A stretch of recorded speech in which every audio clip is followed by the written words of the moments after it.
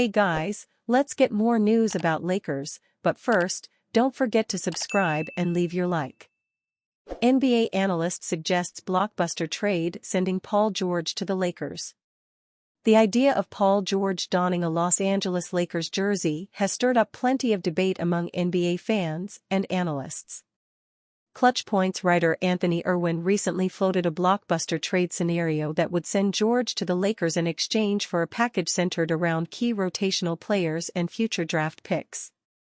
While the trade could theoretically bolster the Lakers' championship aspirations, the proposed deal raises as many questions as it answers.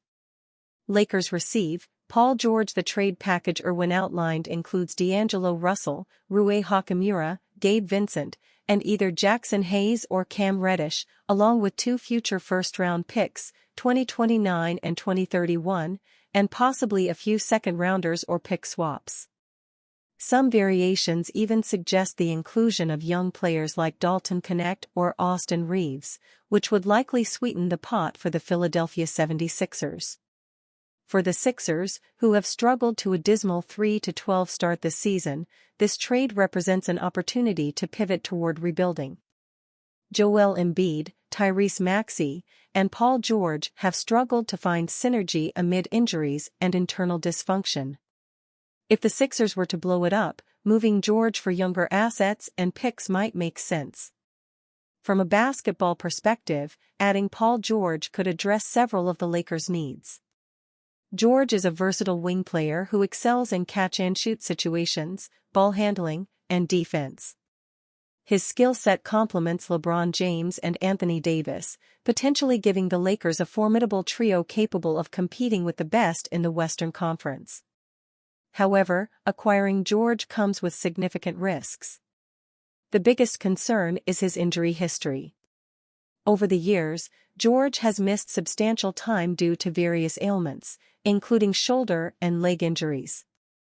For a Lakers team already dealing with the fragility of its stars, adding another injury-prone player might be a recipe for disaster. While George has the talent to be a significant asset, his current form leaves much to be desired. This season, he has played in only 8 of the 76ers' 15 games, averaging 14.9 points, 5.4 rebounds, and 4.8 assists per game.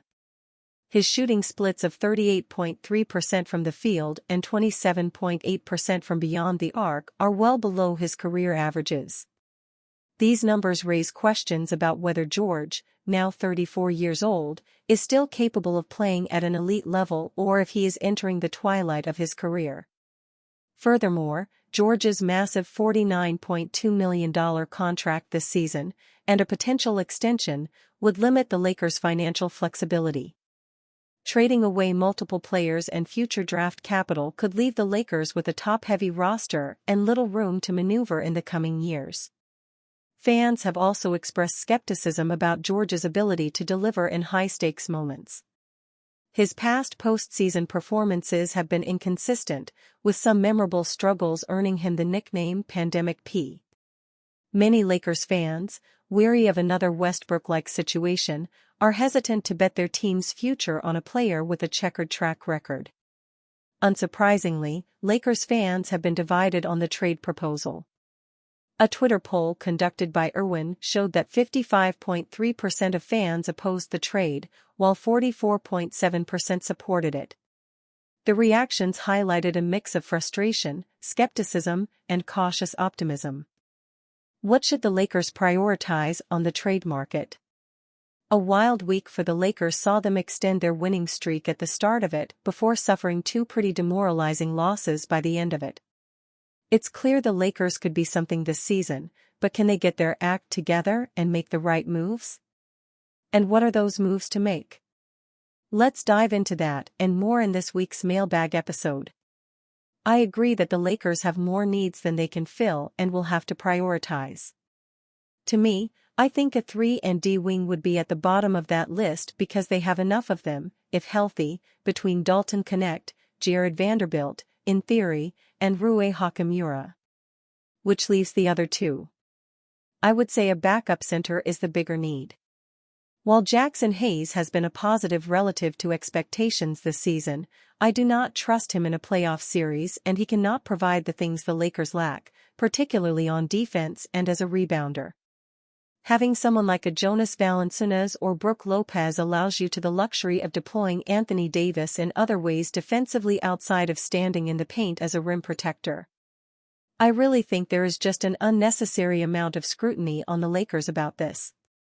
They drafted Maxwell Lewis with a higher pick last year, treated him largely the same as they are Bronny in regards to how often he's in the G League, and there wasn't any comments like this last year. There were also comments about the Lakers not making a good faith effort in developing Bronny, and I'd ask how? Bronny is regularly practicing and working with the South Bay Lakers. Is he really losing that much but not playing in road games? That feels like a small thing to be hung up on. I think there are skills there that are pretty easy to see as developing and translating to the NBA. He's already a strong point of attack defender, and that's going to be his path. Finding an offensive role will be the mission over the next 2 seasons. 1 month into his first NBA season is not the time to write him off. Lakers could target Wizards' $30.3 million big man to help Anthony Davis. The Lakers are eyeing frontcourt help for Anthony Davis, with Washington Wizards center Jonas Valanciunas emerging as a potential trade target. According to Bleacher Report's Jake Fisher, the veteran big man is firmly on Los Angeles' radar. Valanciunas, averaging 9.4 rebounds and 1.0 blocks across his 13-year career, could help ease Davis's defensive responsibilities while the Lakers ask more from him offensively than ever before. Jonas Valanciunas is definitely a name that you continue to hear being bandied about as a Lakers trade target, Fisher said Saturday. Valanciunas is definitely available for trade in Washington. The interest isn't new. LeBron James mentioned Valanciunas during the offseason as someone he'd consider taking a pay cut for in free agency.